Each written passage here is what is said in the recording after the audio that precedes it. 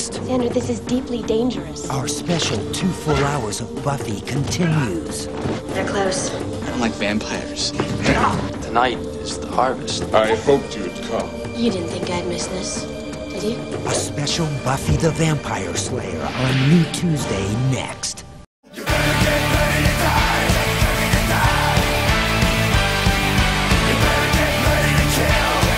Buffy the Vampire Slayer Season 1, Episode 2, The Harvest, written by Joss Whedon and directed by John T. Kretschmer, starts where the previous episode left off, with Luke going to bite Buffy. He is thwarted, however, by Buffy's cross. Buffy is essentially being protected by God, as well as by Angel for giving her the cross. And it seems to be a message about how faith is necessary to face one's problems in life, as represented by vampires. Though showrunner Joss Whedon himself is an outspoken atheist, I think it's reasonable to say that he wrote Buffy to be a Christian show, at least for the first 4 seasons. Things get a bit irreverent in the later seasons. What would happen if you were at the Last Supper and you ordered the what? I mean, would he make that out of his lamp or somehow? Buffy kicks Luke out of the coffin and then he disappears. Buffy senses the group of vampires in the graveyard and fights them off to rescue Willow and Xander, but she fails to rescue Jesse, who is taken by Darla. He is still the dude in distress.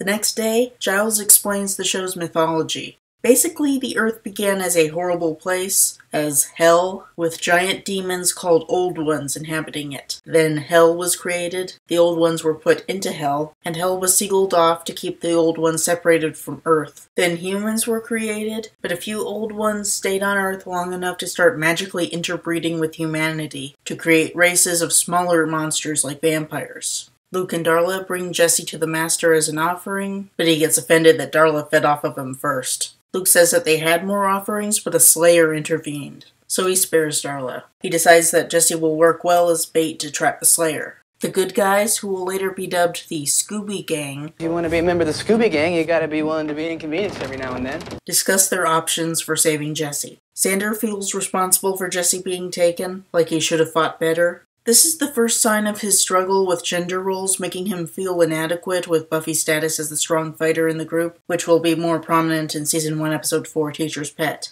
Willow suggests calling the police, but Buffy says that the police don't know how to help, The police of Sunnydale are deeply stupid. which sets up the Scoobies as a group of vigilantes independent from the desires of government. It's mostly about the theme of growing up as a teenager, where kids are both aligned with their parents in a general sense, and separate from their desires. However, it also has a very American rebellious vibe, and is the first sign of their eventual conflict with the US government. Might put someone in mind of the V word.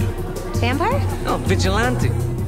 Giles suggests that the vampires could have taken Jesse underground, as sewer systems are a good way to avoid the sunlight. Xander says that Sunnydale has a large electrical tunnel that runs underneath the whole town, and Willow brings up blueprints with her elite hacker skills, showing how she contributes to the group with her intelligence. Buffy has her strength as a warrior, while Willow expresses feminine strength with her brains. As Buffy the Vampire Slayer ages and feminists look on it with third-wave eyes, they start to question if Willow is perhaps too strong. Hacking into a government server is no small feat, meaning she's a genius. The show will be consistent with this portrayal, having her learn to read dead languages no one else in the world can read, have a software giant try to hire her before she graduates from high school, and eventually making her become the most powerful witch in the world through her knowledge of magic. Calling her a genius isn't hyperbole, it's an accurate description. Feminists in many cases don't like Willow because she doesn't seem like a realistic girl. While Buffy's strengths and realism can be excused by the fantastic premise, Willow is supposed to be a normal girl, like Xander and Jesse are normal boys. On the other hand, some girls are geniuses, and some women who identify with Willow get really upset at these feminists for saying that they don't exist or should be discounted. I can see both points.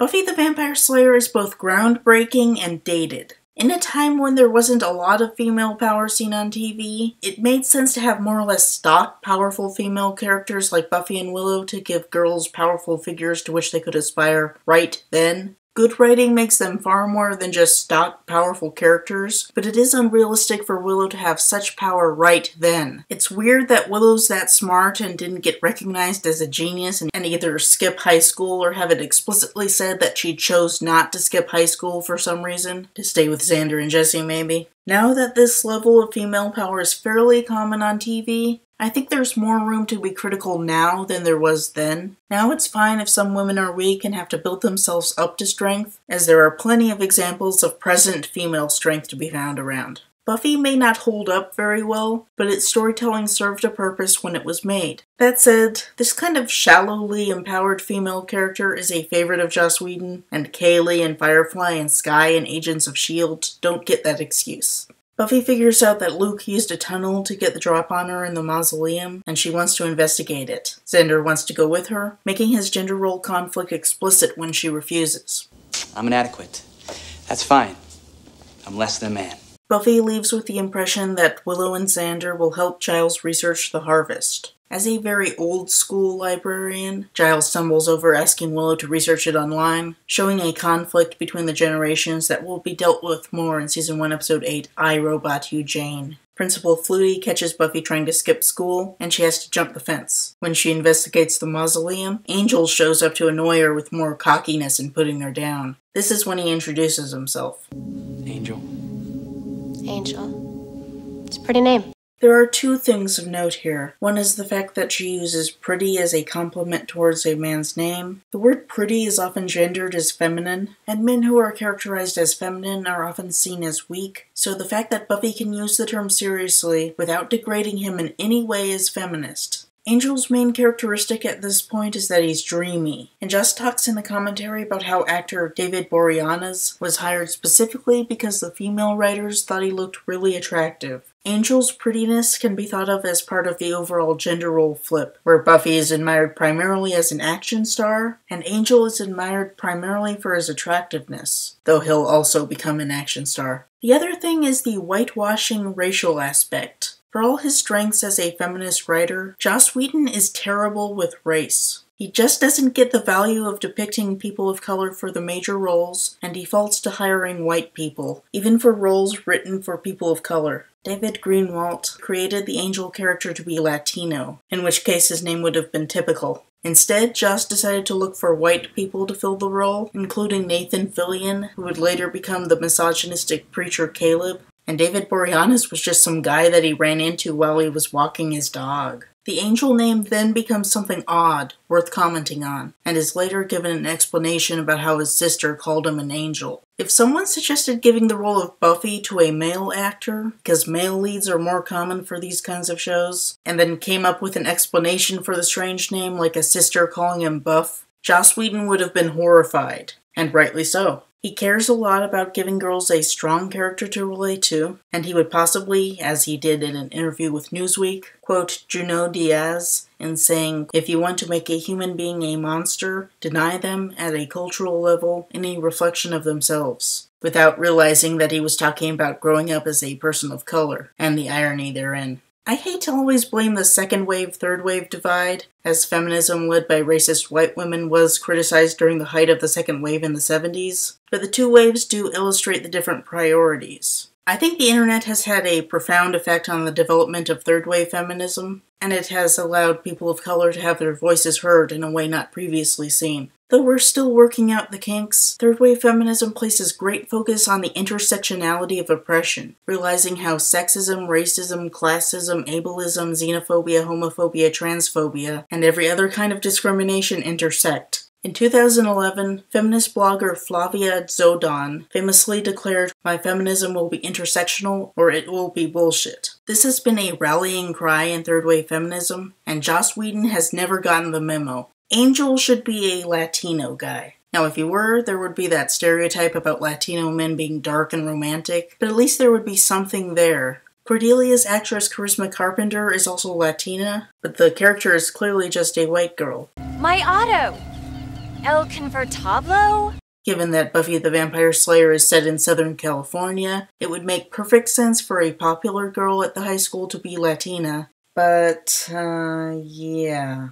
I think the most prominent student of color we see at Sunnydale High is an Asian girl in Season 3, Episode 9, The Wish, a subordinate popular girl who gets a few lines so that we care about her when she's killed by vampires. Buffy the Vampire Slayer does not hold up well at all from a racial standpoint.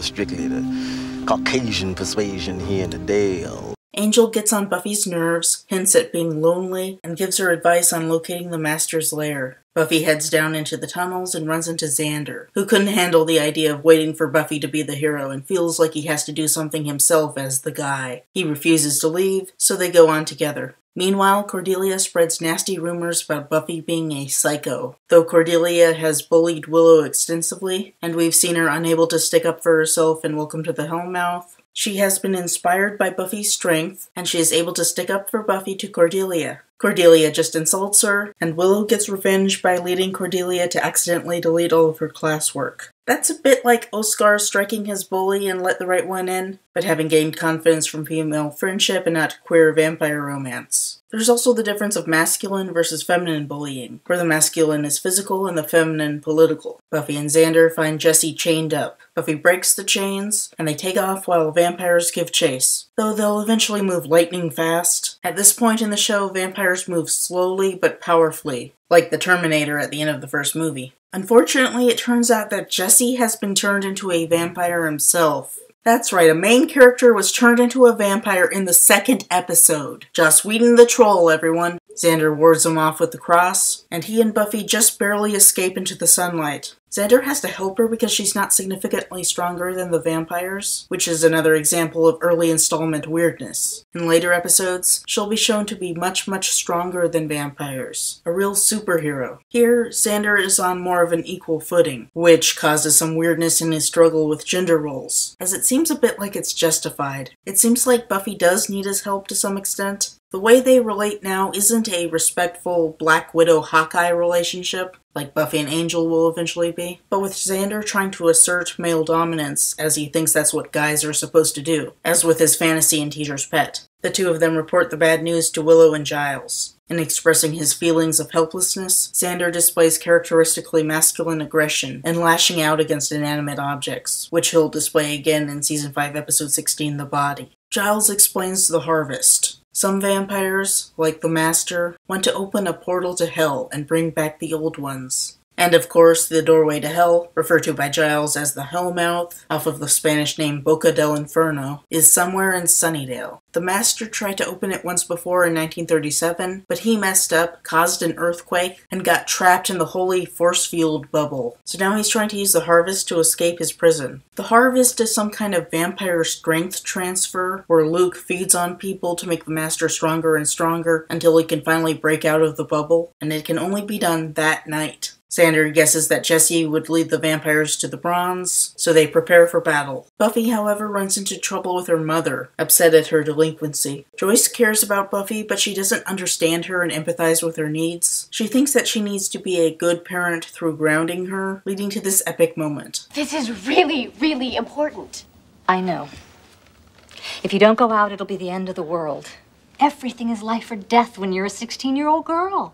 This pretty much defines the point of the show, creating an empathetic metaphor for growing up as a teenager. The thing that the girl feels is a life or death matter, literally is a life or death matter, and she literally has to prevent the end of the world. American culture often disrespects teenage girls, with them having to distance themselves from the image of their demographic and be seen as better than what teen girls usually are, so it remains a positive feminist action to depict Buffy's life as a teenage girl with such respect. Buffy goes to her room and takes out a secret stash of anti-vampire supplies in a hidden trunk, including holy wafers for some reason. This represents the side of their lives that teens can't show their parents. And in Season 2, Episode 22, Becoming Part 2, Buffy's Slayer secret will additionally be used as a metaphor for lesbians staying in the closet. Buffy sneaks out to save the world.